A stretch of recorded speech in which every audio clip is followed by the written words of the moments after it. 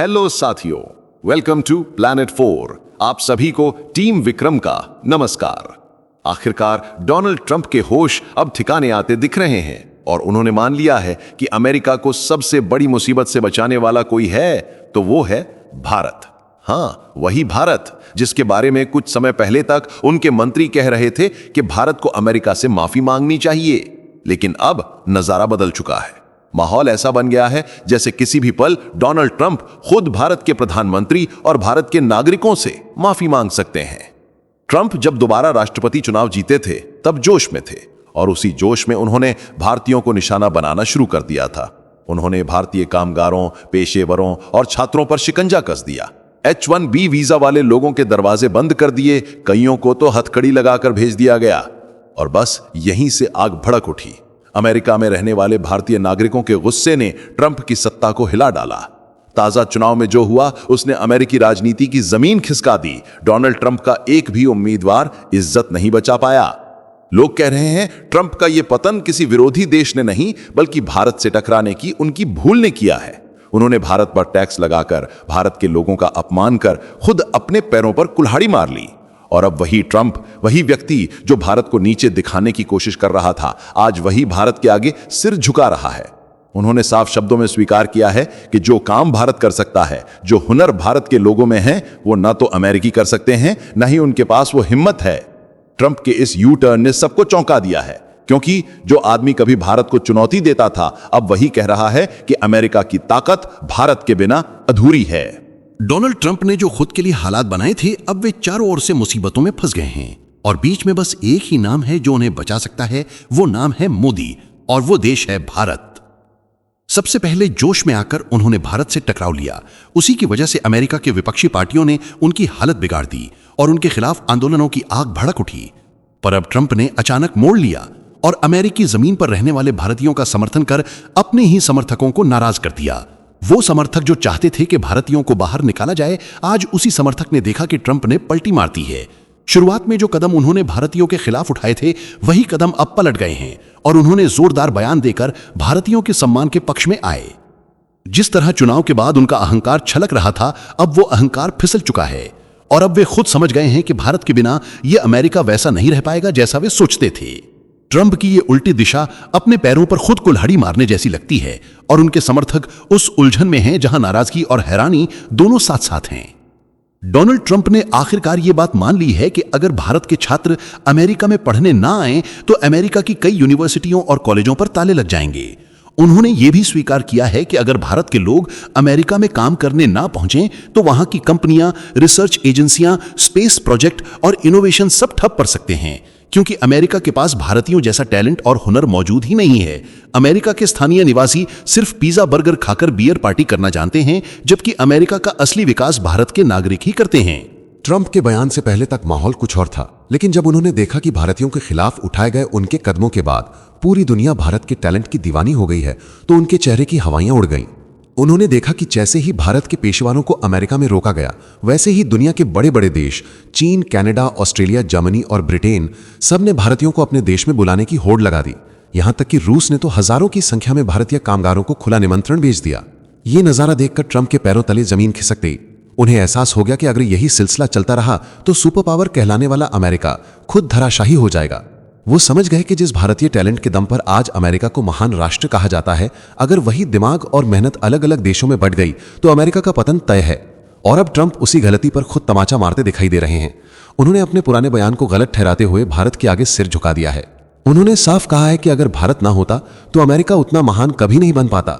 उन्होंने इशारा दिया है कि अब भारतीयों के लिए अमेरिका के दरवाजे हमेशा खुले रहेंगे। जो लोग टैलेंटेड हैं, जिनके पास हुनर है, उनके लिए अमेरिका अब रेड कारपेट बिछाएगा। यह पूरा घटनाक्रम आने वाले समय के लिए एक बड़ा सबक बन गया है। आने वाली सदियों तक हर अमेरिकी राष्ट्रपति के लिए यह चेतावनी की तरह याद रखा जाएगा कि भारत से टकराने वाला अंततः झुकता ही है। अब सुनिए कि ट्रंप ने विदेशी छात्रों पर इतना बड़ा बयान क्यों दिया। तो अमेरिका के राष्ट्रपति डोनाल्ड ट्रंप ने एक बेहद गंभीर और भावनात्मक बयान दिया, जिसमें उन्होंने चेतावनी दी कि अगर विदेशी छात्रों पर रोक लगाई गई तो अमेरिका की आधी यूनिवर्सिटियां और कॉलेज बंद हो जाएंगे। ट्रंप ने अपने इंटरव्यू में कहा कि दुनिया भर से जो छात्र अमेरिका पढ़ने आते हैं वे केवल शिक्षा ही नहीं बल्कि अमेरिका की अर्थव्यवस्था की मजबूती भी लाते हैं। उनके अनुसार ये छात्र विश्वविद्यालयों को जिंदा रखते हैं क्योंकि वे ज्यादा फीस देकर पढ़ते हैं, जिससे संस्थानों को आर्थिक स्थिरता मिलती है। ट्रंप ने यह भी कहा कि विदेशी छात्रों को रोकने का मतलब होगा देश की शिक्षा व्यवस्था की रीढ़ को तोड़ देना। उन्होंने कहा कि शिक्षा केवल पढ़ाई का माध्यम नहीं है, बल्कि ये एक ऐसा व्यापारिक तंत्र है जो देश की बुनियाद को आर्थिक रूप से मजबूत बनाता है। इसीलिए उन्होंने चेताया कि विदेशी छात्रों पर पाबंदी लगाने की सोच रखने वाले गुट दरअसल अमेरिकी विश्वविद्यालयों को बंद होते देखने की राह तैयार कर रहे हैं। यह बयान ट्रंप की सोच में आए उस बड़े बदलाव को दर्शाता है, जहां अब वे विदेशी छात्रों को खतरा नहीं बल्कि अवसर मानते हैं। उनका कहना है कि इन छात्रों से अमेरिकी शिक्षा प्रणाली को नया जीवन और नई ऊर्जा मिलती है, जो देश के भविष्य को सुरक्षित करती है। उन्होंने कहा कि अगर विदेशी छात्रों की संख्या घटा दी गई तो अमेरिका की आधी यूनिवर्सिटियां बंद हो जाएंगी, क्योंकि ये संस्थान उन्हीं की फीस पर चलते हैं।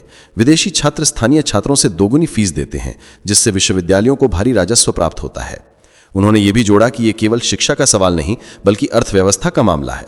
जब विदेशी छात्र आते हैं तो वे हॉस्टल, भोजन, परिवहन और स्थानीय दुकानों पर भी खर्च करते हैं, जिससे अमेरिकी बाजार को सीधा फायदा पहुंचता है।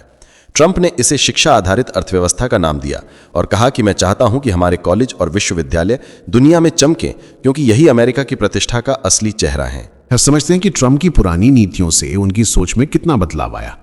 तो ट्रंप के पिछले कार्यकाल में उनकी सरकार ने विदेशी छात्रों पर कई कठोर कदम उठाए थे, जिनमें वीजा नियमों में सख्ती, सोशल मीडिया की जांच और विदेशी छात्रों की सीमित संख्या तय करने जैसी योजनाएं शामिल थीं।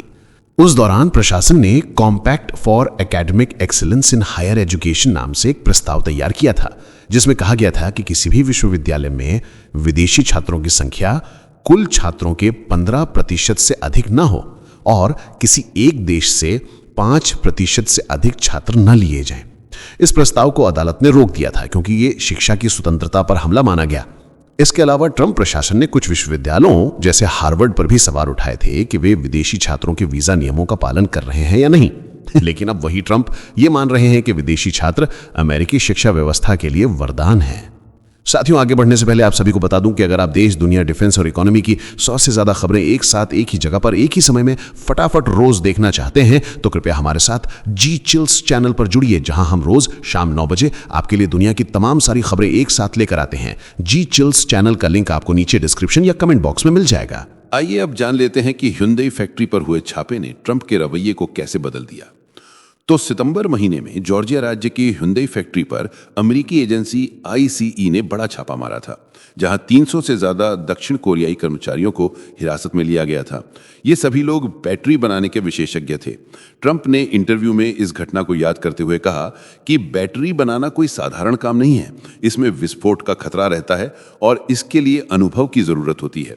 उन्होंने कहा कि जब अमेरिका ऐसे कुशल लोगों को बाहर निकालता है तो उसे खुद नुकसान उठाना पड़ता है। उन्होंने स्वीकार किया कि इस छापे को लेकर वे सहमत नहीं थे और जब वे दक्षिण कोरिया गए तो उन्होंने इस बात पर असहमति जताई थी। इस बयान से यह स्पष्ट हुआ कि ट्रंप अब विदेशी श्रमिकों की अहमियत को समझ चुके हैं। वे ये देख रहे हैं कि कुछ विशेष उद्योग ऐसे हैं जो वैश्विक प्रतिभा पर निर्भर करते हैं और यदि उन्हें हटाया गया तो अमेरिका की उत्पादन क्षमता पर असर पड़ेगा। अब जानते हैं कि अमेरिकी कंपनी ने भारतीय टेकी के साथ किस तरह का शोषण किया। तो ये कहानी अमृतेश वल्लभनेनी नाम के उस भारतीय युवा की है जो अपने सपनों को पूरा करने के लिए अमेरिका गया था। वो वहां पढ़ाई करने के बाद H-1B वीजा पर नौकरी करने लगा, पर उसकी ये नौकरी धीरे धीरे गुलामी में बदल गई। सीरीसॉफ्ट नाम की अमेरिकी कंपनी ने उसे ग्रीन कार्ड देने का झांसा देकर एक ऐसे जाल में फंसा दिया जहां हर दिन डर और मजबूरी से भरा था। ग्रीन कार्ड की उम्मीद ने उसे कंपनी की हर शर्त मानने पर विवश कर दिया। कंपनी ने उसका वेतन रोका, उससे पैसे वसूले और ये धमकी दी कि अगर वो विरोध करेगा तो वीजा रद्द करवा दिया जाएगा। इस तरह एक पढ़ा लिखा भारतीय अमेरिका में आजाद होकर भी कैद महसूस करने लगा। उसकी स्थिति उस मजदूर की जैसी हो गई जो अपनी रोटी के लिए हर अन्याय झेलता है। आइए अब जान लेते हैं कि H-1B वीजा ने उसे किस प्रकार के स्क्विड गेम में धकेल दिया। तो अमृतेश 2015 में छात्र वीजा पर अमेरिका गया था और अपनी पढ़ाई पूरी करने के बाद उसे सीरीसॉफ्ट ने काम पर रखा।